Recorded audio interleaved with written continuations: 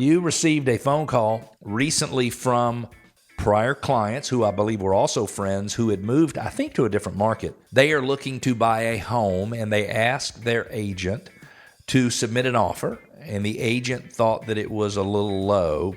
I'm going to let you pick it up from there. And by the way, if you hear me growling while you're talking, it's because what this agent did, I'm telling you, they should have their license taken away from them.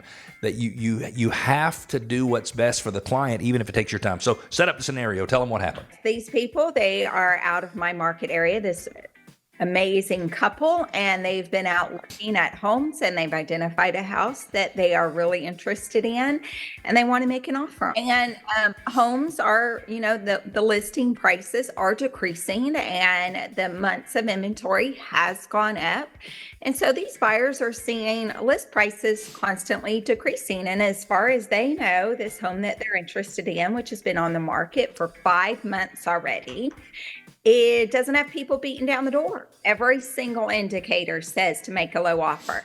And they have a lot of valid concerns. So I won't take you through all their valid concerns, but they're valid concerns. And they gave a price to their agent. Yep. And they said, we want to offer this price.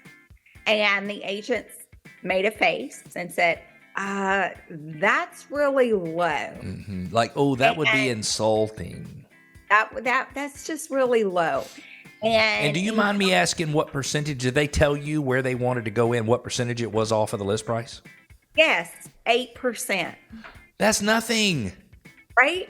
The national state average right now is like 6.5%. People reducing their price 6.5% to say, okay. Yeah.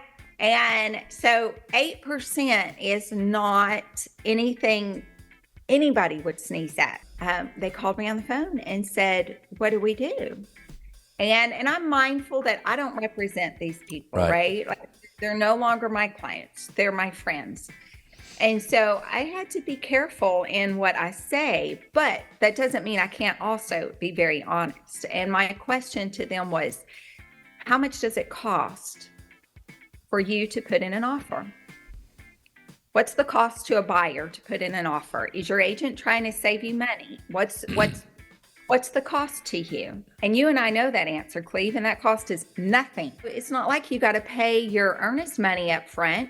It's not like you got to even pay option money up front. You only do that if it gets accepted. It costs you no money. So what's the risk? And so my response back was to tell them, if you're in a buyer representation agreement with this agent, demand that you be obeyed. That's your right.